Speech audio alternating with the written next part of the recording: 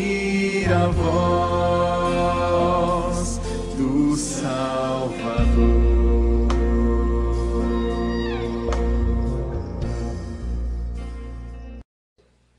Gênesis 2, a partir do 18. Eu ia ler um texto maior, mas é um texto já conhecido por todos, então não há uma necessidade, né? Gênesis capítulo 2, a partir do versículo 18. Disse mais o Senhor Deus: não é bom que o homem esteja só, far-lhe-ei uma auxiliadora que lhe seja idônea.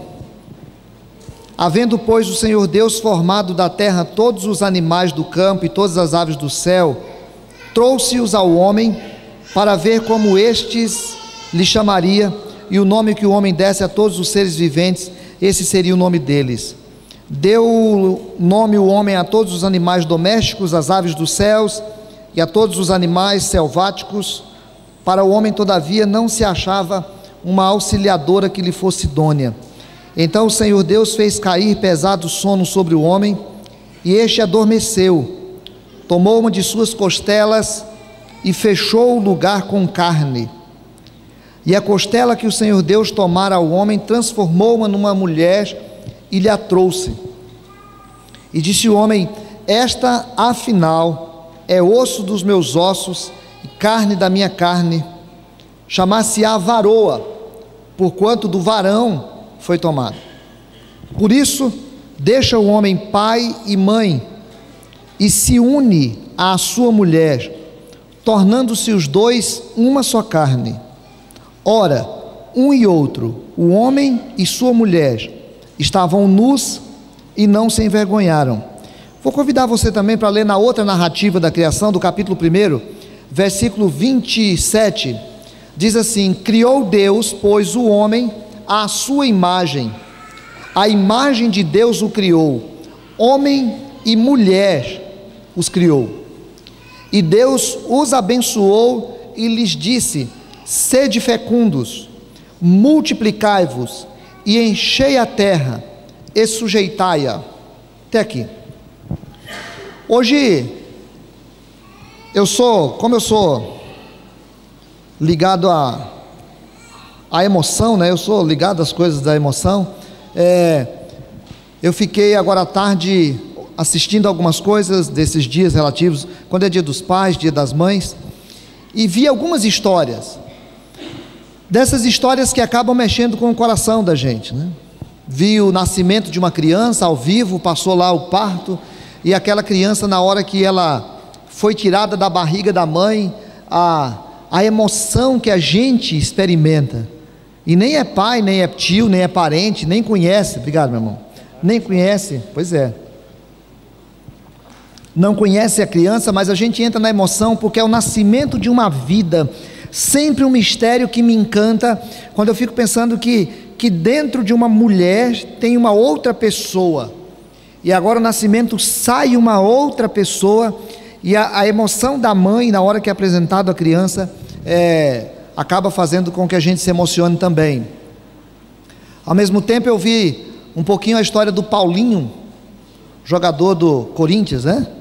E passou lá quando o pai dele, um belo dia, saiu de casa, ele tinha seus 6, 7 anos, e foi embora, e ele perdeu o contato com seu pai, e depois ele foi criado por um outro pai, e o apego, o carinho dele com esse outro pai, e passou o dia que o pai dele, depois de 16 anos, foi ao estádio vê-lo jogar, e foi um momento de muita emoção, o encontro deles dois na tela do alambrado, aquele pai e filho se tocando, e o pai chorando, querendo beijá-lo.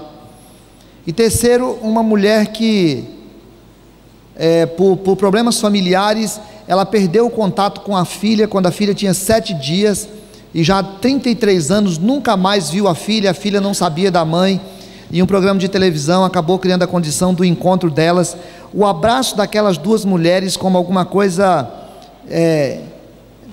indizível, né? Um sentimento, é uma emoção que a gente não consegue vivenciar. E terceiro, uma pessoa com quem a gente convive, que foi abandonada pela mãe, foi separada de sua irmã gêmea, foi criada com outra família, e teve problemas familiares, e teve problemas de casamento, e agora com a sua família sendo restaurada, teve a oportunidade de passar um dia em família, e ela pôde manifestar agora à tarde que hoje foi um dia muito especial para ela. Todas essas histórias faz a gente entender o que é o efeito do pecado na vida humana. A nossa lógica é a lógica do paraíso, a nossa lógica é a lógica da criação, a nossa lógica, aquilo que está impregnado na nossa alma, que está impregnado no nosso ser, é aquilo que Deus criou e como Deus criou. Por isso nós estamos sempre voltando a esse texto, porque esse texto ele é o nosso ponto de referência. É como se a nossa alma carregasse uma melancolia do paraíso. Nós temos saudade do paraíso que não vivemos e ansiamos por um paraíso em que a Bíblia diz que não haverá mais luto, não haverá mais dor, não haverá mais pranto, e a gente vai poder viver em paz. Então, aqui na terra, a nossa base é o paraíso, é aquilo que viveu lá. E quando nós olhamos esse texto, e não podemos deixar de fazê-lo, porque esse texto é a base que a gente tem para poder pensar a humanidade desejada por Deus. Esse texto é a base que nós devemos ter para poder pensar a humanidade planejada por Deus. É aquilo que Deus planejou, é aquilo que Deus quer, e todas as vezes que o ser humano tenta destruir esse propósito, ele entra num processo de autodestruição, porque o propósito de Deus está aqui. E ainda que os nossos conceitos mudem, ainda que os conceitos da sociedade mudem, ainda que tudo mude, nós precisamos, vez por outra, voltar a nossa mente e o nosso coração a esse texto, porque quando o Senhor foi pensar a terra, quando o Senhor foi pensar a vida, Ele pensou a partir de família, e eu quero pensar sobre isso, a família como um espaço de prevenção e cura provido por Deus. Deus, quando pensa a minha vida, Ele pensa a minha vida em família. A família previne que eu entre em muitos problemas e cura de muitos problemas que eu entro.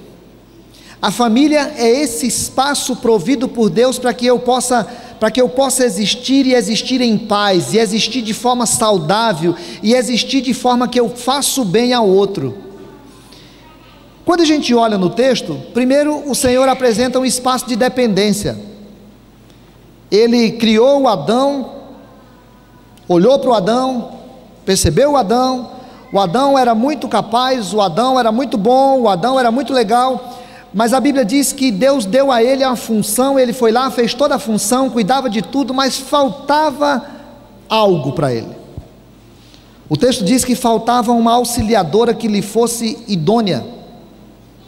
Era preciso que o Adão, e quando a gente falar do Adão, nós não podemos pensar no Adão apenas enquanto pessoa, mas precisamos pensar o Adão enquanto aquilo que o nome dele significa, que é humanidade. Adam, que é humanidade. Eu preciso olhar para o Adão e entender que não estou falando de uma pessoa, estou falando da criação, estou falando da humanidade.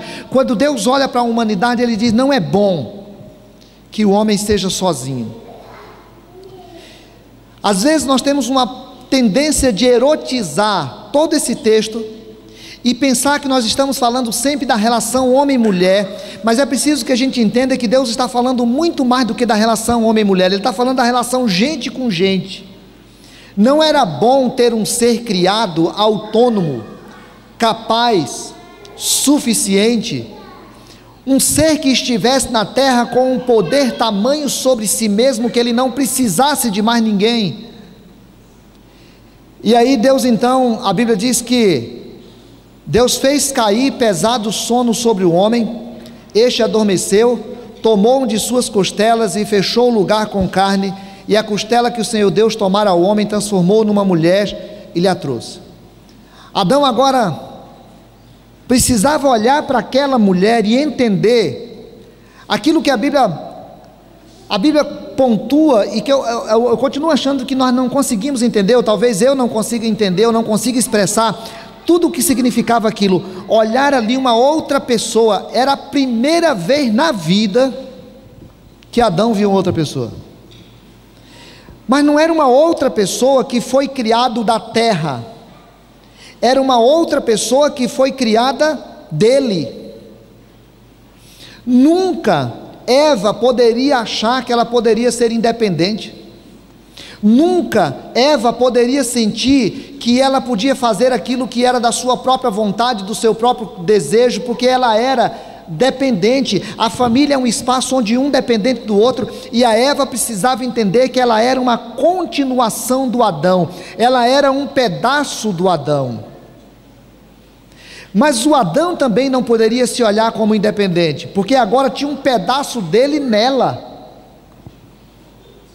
Era preciso que a Eva, sempre que olhasse para o Adão, claro, não precisava ficar pensando nisso, né? Mas o que estava por trás é que ela, quando olhasse para o Adão, ela compreendesse que ela era uma continuação do Adão, e quando o Adão olhasse para Eva, ela entendesse que lá estava um pedaço dele, que ela era uma parte dele, porque Deus criou para que o ser humano não vivesse sozinho, para que o ser humano pudesse perceber um pedaço de si no outro.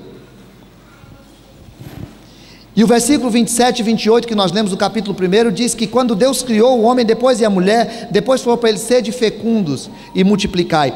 Agora a terra ia ser povoada a partir dessa lógica, a lógica de que um humano nunca surge do nada, a lógica de que um humano nunca é sozinho, a lógica de que um humano vem do outro. A Eva veio do Adão e carregou do Adão um pedaço dele. O Adão precisava compreender isso, a Eva precisava compreender isso, e os filhos que foram surgindo depois deles precisavam compreender que eles vinham de alguém, porque nós não somos chamados para ser independentes, e esse processo que precisa ser levado para a vida da terra precisa começar lá na família, a consciência de um homem que ele é um pedaço de alguém. Eu falo dessa mística que existe entre mãe e filho, né? Uma mística que a gente não consegue nunca entender, uma mística que faz às vezes uma mãe estar num lugar e o filho está em outro estado distante, e o filho adoece e a mãe sente. Às vezes tem mãe que sonha, às vezes tem mãe que adoece.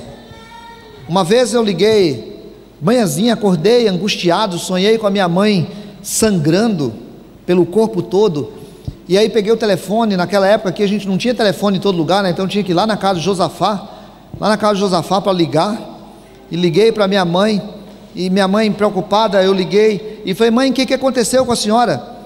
Ela falou assim: como é que você sabe? Eu falei: não sei, eu sonhei. Ela falou assim: é que a cachorrinha fulano de tal, lá tinha uma cachorra, tinha um nome lá, né? A cachorrinha fulano de tal morreu essa noite, eu chorei a noite inteira.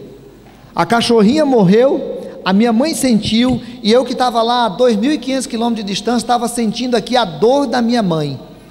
Essa mística que existe de umas pessoas que são grudadas em outras, porque ninguém veio do nada, nós viemos de alguém, e Deus estabeleceu que fosse dessa forma, que é para poder a gente entender que nós somos de alguém, estamos dependendo de alguém, somos ligados a alguém, e esse princípio é um princípio que precisa ser estabelecido a toda a terra. O ser humano que vive na terra precisa compreender que ele é parte de um sistema em que está ligado a outra pessoa, e nós somos sempre dependentes de alguém. Mas a Bíblia queria que a terra compreendesse que isso começa na família. Todo o processo que Deus quer que seja vivido lá fora, precisa ser vivido dentro da família. Quando nós não conseguimos viver essa dimensão, uma dimensão que é conceitual, uma dimensão que é intelectual, e que precisa descer para o coração, de que eu sou dependente da Del, que eu sou dependente da Nayara, que eu sou dependente da Tawane, que nós formamos um sistema e que nós precisamos um do outro, e quando a gente dentro do sistema familiar começamos a viver cada um com a sua própria vontade, cada um com o seu próprio desejo, cada um com seu próprio pensamento, a família começa a desestabilizar, e quando a família começa a desestabilizar, essa pessoa começa a adoecer, e aquilo que era um ambiente de cura constante passa a ser um ambiente de adoecimento, e todo mundo que adoece dentro de casa, ele começa a adoecer quem convive com ele. Quando as nossas relações não são saudáveis dentro da casa, nós transformamos as nossas relações fora de casa como relações adoecedoras. E não era essa a proposta do Senhor, por isso que o Senhor cria Eva do Adão, para quando o Adão olhasse para Eva, ele pudesse compreender exatamente essa palavra que ele se utiliza quando ele olha e diz assim: esta afinal é osso do meu osso, é carne da minha carne. Meu irmão, a sua família é o espaço que Deus criou para te fazer bem.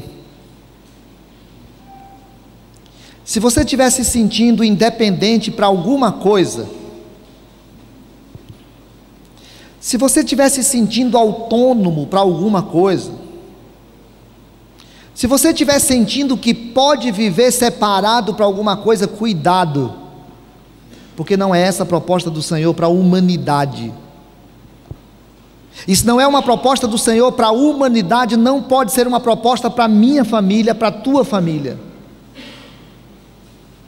Há uns meses, sei lá, 2 meses atrás aí, eu estava vivendo, eu tenho umas crises que eu vivo eventualmente, tive uns 3 anos atrás, e tive agora 2 meses atrás. E a primeira vez que eu falei um pouco mais com as minhas filhas sobre isso, porque agora elas estão maiores, e eu pude conversar com elas e pude falar para elas. E quando eu entro nessas coisas assim, a minha vontade é ir embora para a aldeia, né? Eu tenho uma coisa com a aldeia, eu acho que um dia eu vou morar numa aldeia indígena, se Deus deixar. Mas a minha vontade é ir embora para a aldeia, porque aí quando eu estou assim, eu não gosto de horário, eu não gosto de roupa, eu não gosto de regra, eu não gosto de formalidade, eu não gosto de cerimônia, aí eu passo a não gostar de um monte de coisa. Quando isso está acontecendo, não é que está acontecendo um problema lá fora, é que está acontecendo um problema aqui dentro, e quando está acontecendo um problema aqui dentro, eu não posso ser tentado pelo problema para poder ir para fora. É o contrário, eu preciso ser trazido para dentro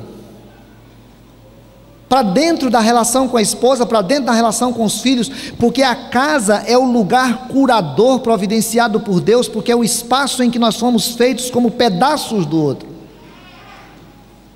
Segundo lugar, ele é espaço de identificação,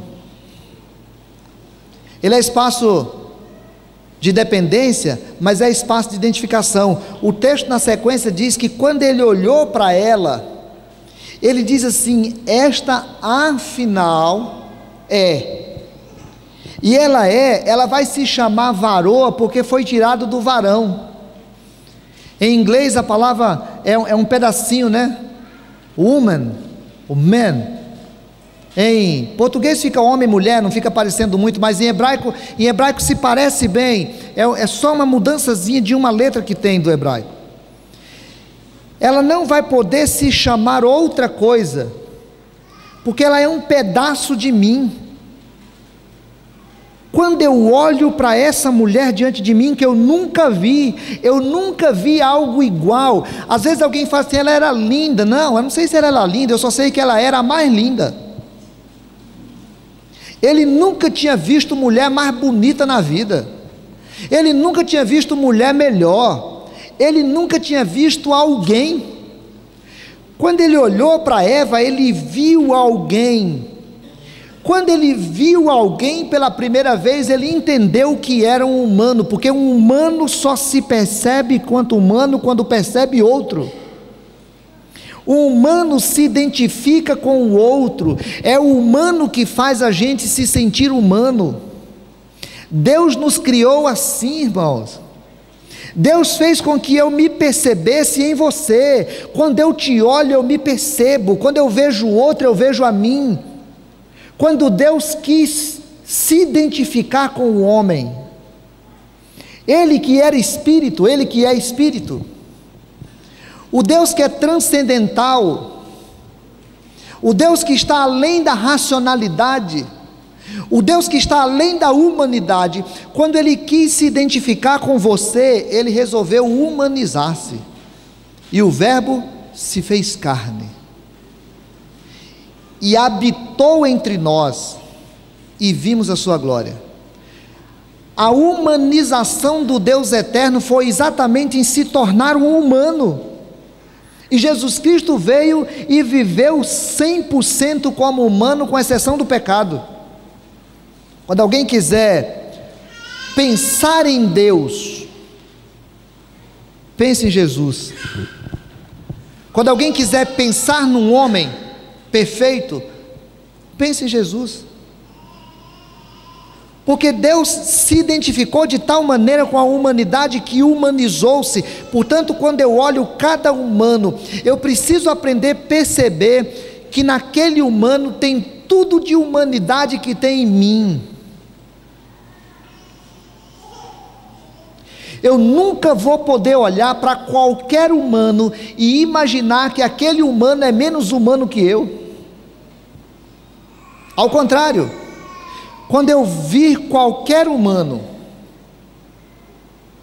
eu preciso perceber que ali está um pedaço de mim, que vem da mesma origem, que faz com que eu me perceba no outro, que faz com que eu me entenda no outro, que faz com que eu me identifique no outro, que faz com que eu me sinta no outro. Por isso Jesus vai recuperar esse princípio lá de trás, dizendo assim: você precisa amar o outro como a si mesmo, porque quando você olha para o outro, você está vendo alguém de si mesmo. E Jesus ainda fala mais: quando você faz a um pequenino, você está fazendo a mim. Porque Ele se identificou com tanta intensidade com a humanidade, que Ele diz que quando eu ajo com o outro, estou agindo com Ele.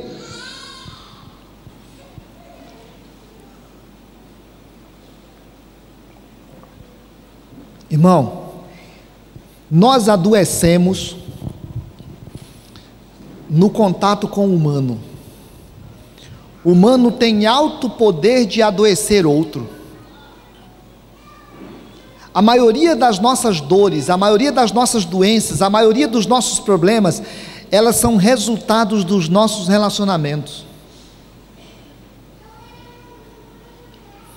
Mas o homem se cura, o homem se torna saudável na relação com o outro.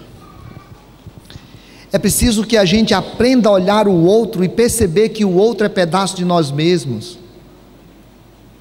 Mas se esse princípio que Deus quis para a humanidade é um princípio que permanece para hoje, eu preciso compreender que antes de ser alguma coisa lá fora, ele precisa ser aqui dentro, na minha casa. Eu não posso olhar para o acerto da Nayara, da Tauane e da Del como sendo apenas um acerto delas. Eu preciso olhar como o acerto delas como parte do meu acerto, mas eu não posso olhar para o erro delas como alguma coisa que acontece no outro. Aquilo que acontece no outro é parte de mim. O erro das minhas filhas, o erro da minha esposa é erro de mim, porque nós nos identificamos na humanidade delas e na minha humanidade. Eu não posso imaginar que hoje vão morrer, hoje vão dormir 840 milhões de pessoas nesse mundo com fome. Hoje vão dormir 840 milhões de pessoas com fome. Não posso imaginar que essas pessoas que vão morrer com fome não tem nada a ver comigo, porque pessoas que morrem com fome são humanidade, e eu estou morrendo também, porque não é possível que eu viva vendo o outro morrer de fome.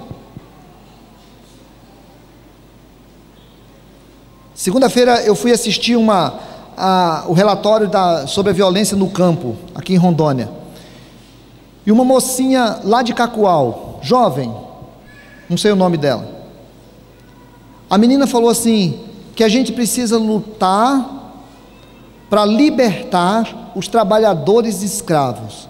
Eu já tomei um choque com essa expressão, libertar trabalhador escravo, meu Deus, parece uma coisa tão longe da nossa realidade, mas não é não. Tem muitos.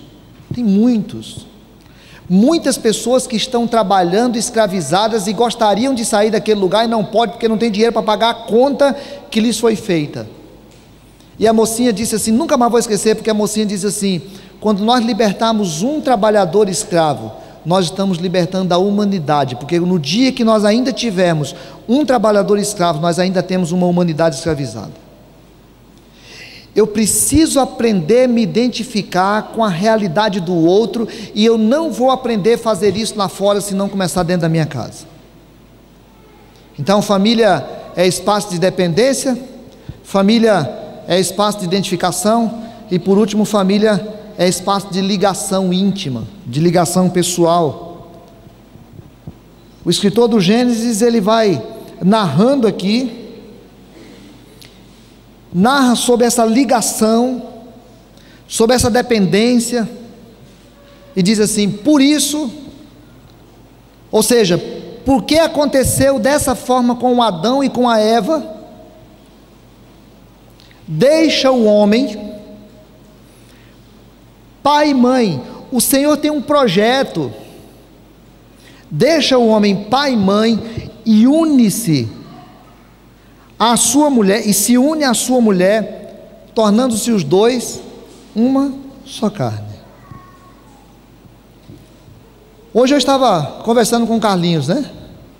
É meio doido isso, é meio fora da nossa capacidade de raciocínio, porque eu nasço um indivíduo que trago dentro de mim as marcas do meu pai e da minha mãe, as características do meu pai e da minha mãe, participo de um tempo da história deles, e as histórias deles são misturadas com a minha história.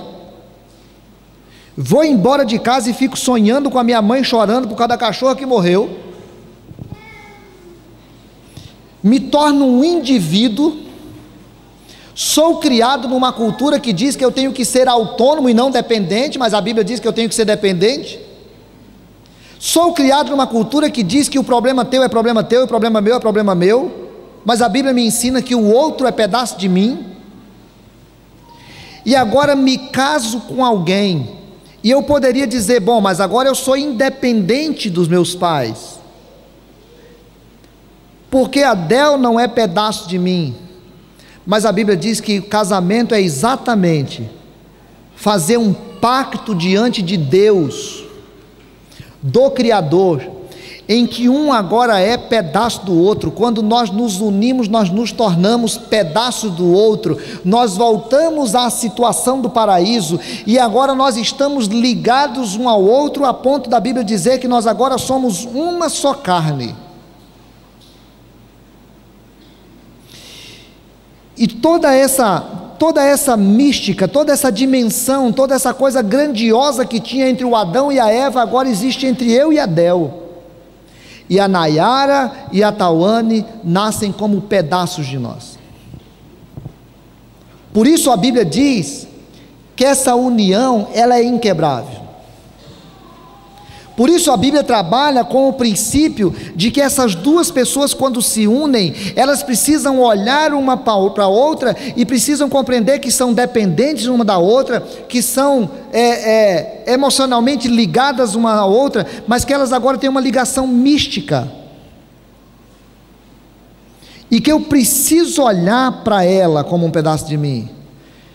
E o apóstolo Paulo vai tratar disso em alguns lugares. Ele diz assim: a mulher está ligada enquanto vive o marido. Contudo, se falecer o marido, fica livre para casar com quem quiser, mas somente do Senhor. 1 Coríntios capítulo 7, versículo 39. Depois ele diz assim: assim também os maridos devem amar a sua mulher como ao próprio corpo. Quem ama a esposa, a si mesmo se ama. Efésios capítulo 5, versículo 28. Não obstante vós, cada um de per si, também ame a própria esposa como a si mesmo, e a esposa respeite o marido. Efésios capítulo 5, versículo 33. A proposta do paraíso, a proposta da perfeição, a proposta que deve ser o ponto de referência da nossa vida, É a proposta que faz da família o ponto de referência para o mundo, para tudo o que vai acontecer fora de nós. Por isso, os jovens solteiros precisam compreender que casamento não é uma coisinha de alguns anos, que na hora de casar tem que prestar muita atenção naquela história antiga que diz assim, que casamento é como, antes de casar a gente se olha e abre o olho o máximo possível, e depois que casar fecha o olho e faz tudo em braille, né? Porque agora é um pedaço de você mesmo. Nós casados precisamos olhar para o nosso cônjuge e para os nossos filhos e entender que nós estamos ligados, irmãos. E quem se separou sabe disso. Se separa e carrega o outro para o resto da vida. De alguma maneira o outro está presente na alma, na vida, na história, carrega marcas e vai sofrer as marcas dessa separação, e os filhos vão sofrer a marca da separação para o resto da vida. E é por isso que Deus não gostaria que a gente se separasse, e é por isso que Deus não quer que a gente se separe. É porque Ele quer que a gente alimente esse princípio do paraíso. Deus usa de misericórdia com os separados e com os filhos dos separados, não tenhamos dúvida. Mas o princípio de Deus, que deve ser buscado pela nossa mente, é um princípio que faz com que a nossa família seja essa possibilidade ao mundo. Cada dia mais, irmãos, olha, não tem jeito, vai chegar um momento, não tem jeito. Essa semana eu assisti uma reportagem de televisão, em que, estava assistindo um jornal, em que uma especialista falando sobre bebida, sobre alcoolismo, e uma especialista falando que os pais vão ter que estabelecer mais limites sobre os filhos, que os pais não vão poder deixar os filhos sair bebendo por aí, que os pais não sei o quê. Aí ficaram falando, durante séculos nós temos achado que a solução para o mundo passa por educação melhor. Durante séculos nós estamos falando que a solução para o mundo passa por um sistema econômico melhor. Durante séculos nós estamos falando que a solução para o mundo passa por uma ciência mais desenvolvida. E a humanidade vai ter que humilhar-se e reconhecer que a solução para o mundo passa por uma família saudável. Porque se não tiver família saudável, nunca vai ter uma sociedade saudável. Jesus Cristo morreu na cruz para restaurar em nós a consciência do Deus Criador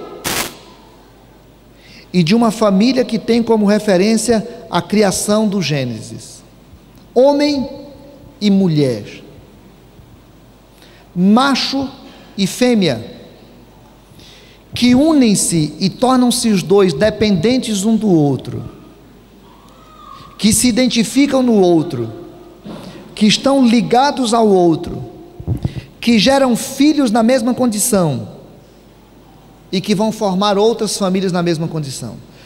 Todas as vezes que nós quebrarmos isso, nós vamos assumir consequências e vamos ter de voltar a nos adaptar à proposta de Deus, porque senão nós vamos entrar em adoecimento. Aquela mãe que eu vi na reportagem hoje, vendo uma criança nascer e vivendo toda a emoção dessa criança nascendo, estava simplesmente revivendo a proposta do paraíso. O Paulinho, sofrendo pela separação do pai e vivendo essa intimidade com esse pai adotivo, esse pai que o adotou ao casar-se com a sua mãe, estava chorando a dor de ter passado por uma situação que não era a proposta do Senhor. A mãe que se separou da sua filha por 33 anos sem a conhecer, e que agora dá um abraço, ela não está abraçando uma outra pessoa, ela está abraçando um pedaço de si mesma. A mãe que hoje estava feliz por estar vivendo com seus filhos e a sua família uma nova realidade, ela estava só vivendo aquilo que o Senhor propõe para nós. E eu preciso aprender a fazer isso, irmão. A aldeia como espaço do meu trabalho pode até ser, mas a aldeia como espaço da minha fuga é mentira. Não existe espaço fora como solução. Solução acontece dentro daquela estrutura que o Senhor propôs para o meu coração, para a minha vida. E eu não tenho discurso melhor para o mundo, e não tenho palavra melhor para o mundo, e não tenho orientação melhor para o mundo, do que viver a minha família saudavelmente. Eu queria convidar você hoje para pensar na tua família, para observar se tem acontecido espaços de egoísmos, de independências, de desamor,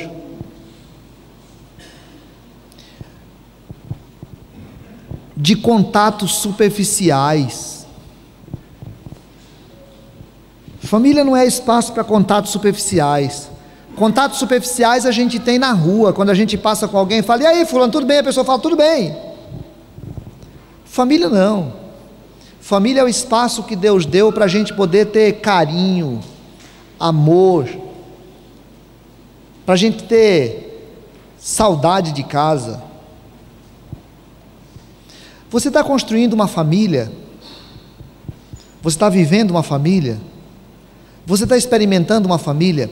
Olhe para o seu cônjuge como um pedaço de você.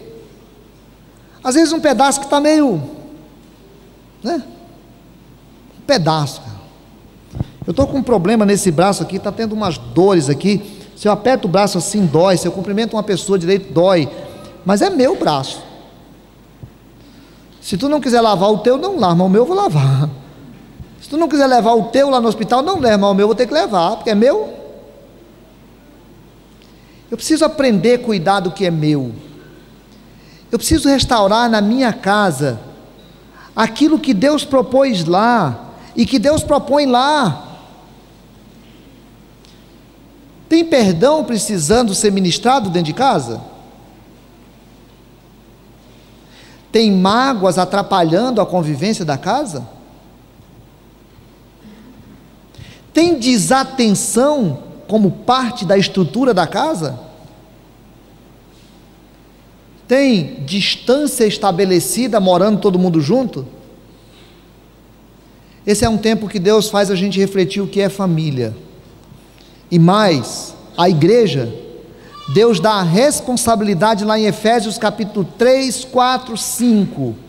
Deus dá a responsabilidade da igreja compreender que a santificação não é alguma coisa que é só uma ausência de pecado lá fora, mas é uma comunidade familiar saudável. Para a gente poder olhar lá fora e ser um sermão de Deus. Melhor sermão de Deus é a família. Nós vamos cantar um hino antigo, muito bonito. Muito felizes nos correm os dias, e depressa se esvai nossa dor. São benditas as sãs alegrias, quando reina no lar doce amor. A gente é convidado para poder apresentar hoje a nossa família diante de Deus, para dizer: Senhor, eu quero que o Senhor tire o meu egoísmo, a minha falta de perdão. Eu quero que o Senhor tire a minha independência com a distância. Eu quero que o Senhor me ensine a olhar o meu cônjuge e os meus filhos como parte de mim, e mais do que isso, como reflexo do Senhor, para que a gente possa ter uma família saudável. Vamos ficar em pé? Vamos cantar? Muito feliz.